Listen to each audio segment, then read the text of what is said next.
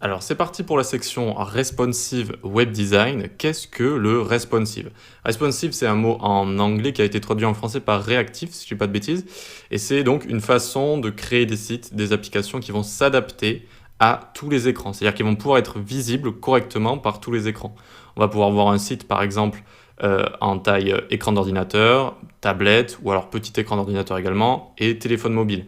Et ça, c'est les grands piliers, mais il y a également énormément de téléphones mobiles, hein. Il y a tout ce qui est iPhone, Samsung, etc.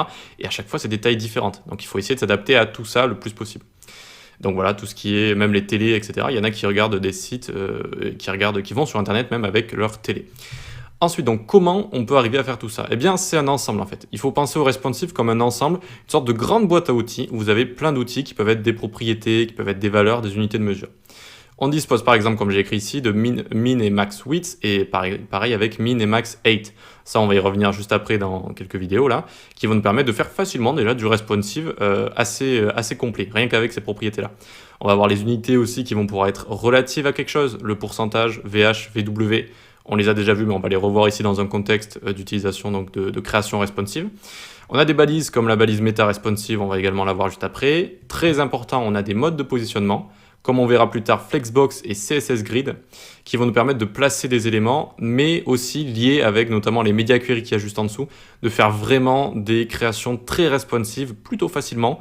Vraiment plutôt facilement, en quelques lignes de code, on aura un élément même plus, un design qui va s'adapter de l'écran d'ordinateur au téléphone plutôt facilement. Voilà.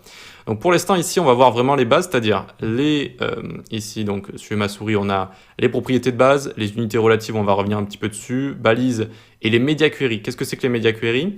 C'est un ordre qu'on va donner à notre code, notre CSS. On va dire par exemple à partir de 600 pixels de large, le titre fera 40 pixels de font size au lieu de 70 par exemple. Vous voyez, on va pouvoir donner des instructions comme ça au fur et à mesure de la taille de l'écran sur lequel est vu notre site. Et donc c'est très intéressant. La media query, c'est un pilier, si ce n'est vraiment un très très grand pilier du responsive. Voilà. Donc on va voir tout ça et dans un second temps, dans d'autres sections, vu que c'est quand même des modules complets, on verra une section pour Flexbox, une section sur CSS Grid, et on verra qu'on peut utiliser Flexbox avec CSS Grid.